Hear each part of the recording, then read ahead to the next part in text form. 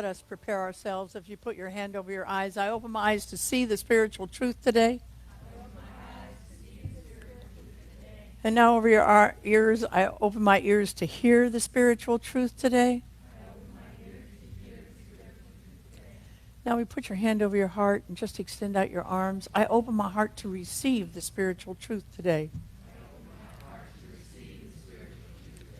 The spiritual truth that I'm working with today is that you are God in form. You are God in form. And you know, I grew up Catholic, and it was hard for me to wrap my head around that, and it was harder to say it out loud.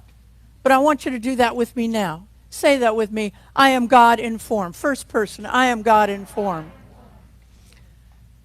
Because that's the truth. You are God in form. Your essence is actually God's street names. You are love. You are joy. You are compassion. You are peace. You are passion. That's who you are.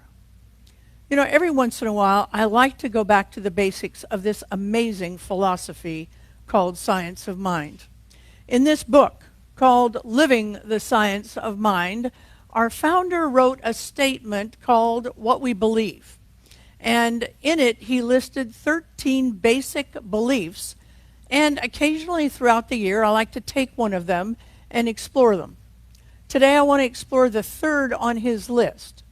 We believe in the eternality, the immortality, the continuity of the individual soul forever and ever expanding. We believe, in fact, that you live forever. After this life, you may take on different colors. You may take on different shapes. You may take on different lifestyles. Don't want to make anybody nervous, but that's a possibility. You may live in different galaxies. But the you that is you will live forever in some form. You're an eternal being. And because of that, I know that for sure, because I know that you are an incarnation of spirit. There's no God in the sky. There's an energy of good that we can call God, or Allah, or David, or Marita, or Susan, or Tyrone, and your name as well. No matter how many mistakes you make, you are not all of God. But God is all of you. No matter how many mistakes or the kind of mistakes you've made, that's who you are and that's who you always will be. I don't care where you're watching from today. Maybe you're watching from Sing Sing today. Or maybe you're watching from a rehab place today. Or maybe you're watching from a mansion today. Wherever you're watching, whatever mistakes you've made, wherever you are in this life, you are God in form, and that's who you always will be. That's the spiritual truth of who you are. But that's not good enough for us here at CSA. The spiritual truth is never the end. We want you to experience the spiritual truth. Not just in your head, but in everyday activities of your life. If there was ever a reason to make changes in your life, today's principle is it. That old adage, you can't take it with you, is a lie. You can't take your money with you, but you can take the consciousness of abundance and attract the wealth you need in the next realm. In fact, you don't even want to take money with you, because in the next realm, they may be trading in ice chips or basketballs or chairs. You don't know. Wherever you go, whether it's here or somewhere else, you want to have the consciousness of abundance so that you can attract that which you need in your future life. You can't take your partner with you, but you can take the consciousness necessary to attract friends and a partner wherever you go next. But you got to do the work now. You got to do the work here. You can't take your degrees with you. But you can take a consciousness of curiosity, a consciousness of being a scholar. You know, one of the best lines that Terry Cole Whitaker ever wrote, and she wrote some great ones, but the best line I think she ever wrote is, "This is the life you were dying to have in your last life." Don't wait anymore. Today, develop a consciousness of success, because your consciousness is what's going to go with you. Wherever you go, both in this life and all of the lives to come, your consciousness is going to go with you. And your consciousness is what attracts your good. I've known some people in my life that have terrible social skills, awful social skills, but their money skills were perfect, and they were richer than rich. They're going to be rich in the next life as well. Conversely, some of you are having trouble with your finances in this life. Stop being ashamed of having trouble with your finances in this life. I know very few people who have not had a season or two of challenges with their finances. Stop being ashamed of it and work the principles. Learn the principles. Get in classes here. Learn and work the principles of abundance in your life until you hear the ka-ching in whatever area it is you want to hear it. Some people think that Ernest Holmes included this belief. We believe in the eternality, the continuity, and the immortality of the individual soul, forever and ever expanding, to comfort those who are dying, or to comfort those people who were grieving after losing a loved one. I actually don't think that's what Ernest Holmes was talking about. Although, I have to say, I do find it comforting. When I pray for people in my life who have gone on, when I pray for the people that I admired so much, the Ruth Bader Ginsburgs of life, the John Lewises of life, I find that very comforting to know that they're in a next expression and they've taken their fabulous consciousness with them. I find it comforting when I pray for the 200,000 people who've died from COVID in this time. But I think Ernest Holmes wrote this, and he put it up near the top. This is only the third in his statement of beliefs. I think he put it up to help us who are still living. It's like a giant shout out, wake up. The time for do-overs is done. The time for do-overs is here right now. You're not going to get out of your consciousness. And there's nobody in the sky named God. And there's nobody in the sky named Gabriel at pearly gates who, with a list of deeds that they can pass judgment on. Our job, yours and mine, and it's the most important job we have, is to be the best incarnations of the one that we can be.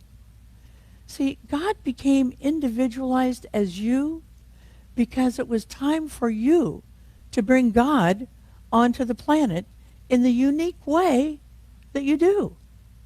It's no accident that you're the color you are. God is the color you are. It is no accident that you're gay or straight or transgender. God is all of those ways of being. It's no accident that you love numbers and you wanted to be an accountant. God loves numbers. God wants to be an accountant. It's no accident that you're a stay-at-home mom. God wanted to try God's hand at cooking and soccer shuttles. Not so happy with Zoom online right now for the children. Your job is to find out how you want to be. Not who you want to be. We already know who you want to be. You're God in form. You can't change that. It's how you want to represent God in form on this earth plane. And then do it. And then go out and do it. What makes you happy?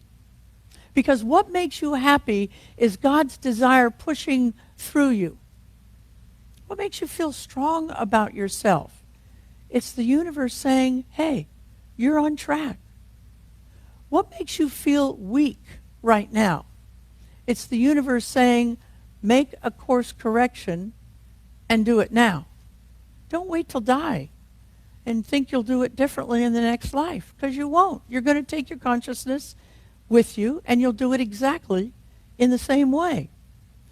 If you're a people pleaser in this life, and you don't deal with that lack that's inside of you, that causes you to say yes when you mean no, that causes you to say, The first words in your new language will be, hey, please walk all over me.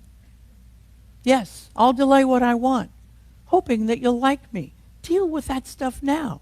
If you're overly shy to the point where it's hard to meet people, so you stay home all the time, deal with it now.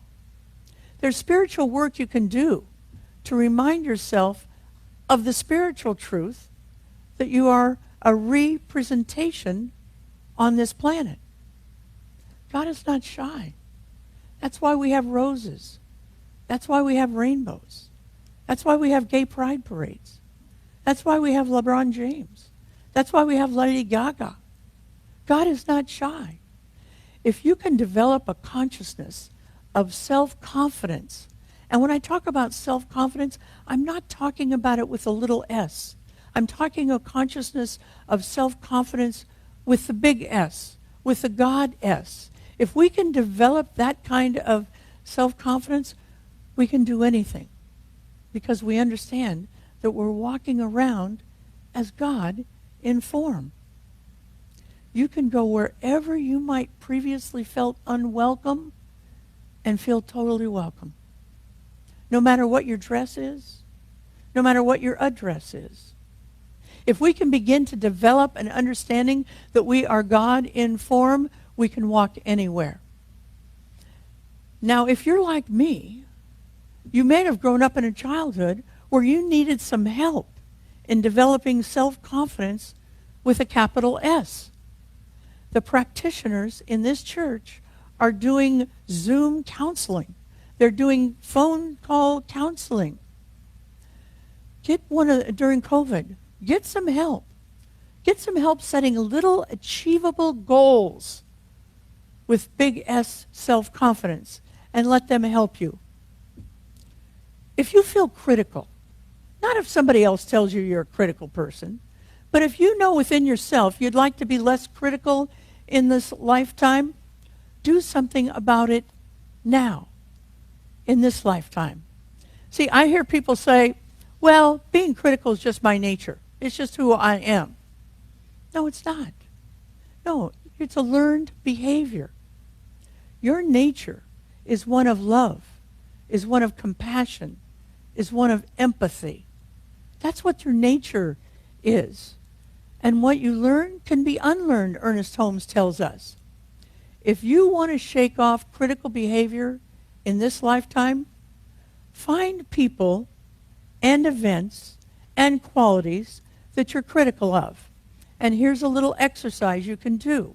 Because if you're just seeing us for the first time, we are not a church that just wants to know about spiritual principles. We want to know them. We want to know them so that we can actually work with them in our daily lives. Here's an exercise you can do.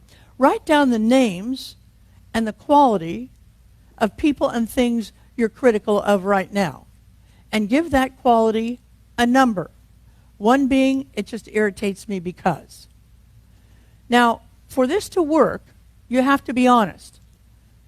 So you can't say to yourself or anybody else, oh, I'm never critical. I just never am. I'm just a loving person and I'm just not critical. Because we know that's not true. For instance, number one, some of my number ones are people who don't vote. I'm critical of people who don't vote. People who don't wear masks. That's a 1, 2, or a 3. I'm critical of people who don't wear masks. Some that get higher on the list for me, number 10s, are behavior so that you think you just want to send that person to the moon. You just want them out of your life, to be gone. Those are the behaviors that we really can begin to work on. For instance, one of my behaviors, now everybody keep calm here, okay? One of my number 10s that I'm the most critical of are Republicans in Congress who are enabling the demise of democracy. Now, if you're a Republican in the church this morning, if you're a Republican online watching, know this: I love you. You're not a congressperson. Well, maybe you are. Okay? So don't email me. I love you. I want you here. It's good. Don't email your friends either. Once you have all the people that you have written down with a number next to them, cross out their name and put your name where theirs was. Where do I do something like that? Where am I a person who doesn't wear a mask? Maybe not this time during COVID, but have there been other times where I wouldn't wear a mask or wear a mask and I shouldn't have worn a mask? All of the things that you're critical of, those people are only a reflection of your consciousness. You are literally pulling them in through invitation for your soul's growth. It's not that they wouldn't be doing those irritating habits that you're critical of anyway. They would be doing it, but they wouldn't get to you. Either you wouldn't notice it, or you would notice it with such compassion, with such love, with such understanding, that it wouldn't be a difficulty for you. Did you ever go home when you were a young adult and your parents lived in a different town and you took a friend, and all the way there you were preparing your friend for how critical your mother was? And then they get there and all they see is a sweet little Italian lady, and they tell you, I don't know what, she's perfect, she's great, I wish she was my mother. I wish she was your mother as well. The truth is that God is in and through all of creation. Nobody gets left out. God is in Joe Biden. God is in Trump. God is in Jesus. God is in Judah. God is in your ex. God is in your future ex. I don't know. In your worst enemy and the person that you admire the most. All in the same measure. God is there. Here are the last 4 words in today's principle. Your soul is forever and ever expanding. You are here to expand more of who you are. So stop shrinking and start expanding. Start assuming the world wants to see more of who you are in your life. Because remember, this is the life you are dying to have right now. Sometimes expansion doesn't feel good. The ecclesiastical team, the ministers and the practitioners of this church, want to support you through expansion that doesn't feel good. Look, we're not going to interrupt your expansion. We're not going to try and make the pain go away or help you make it go away. But we will be there with you. We will be there for you. We will be there loving you. We will be there supporting you maybe in a new direction. I want to end this morning with a reminder of what the Taoists tell us. It comes a time in a caterpillar's life when they climb up on a fence post and begin to struggle.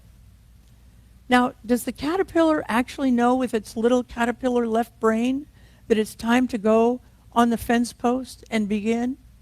Probably not. He just knows it's time to get in a Cancun and fight to get out.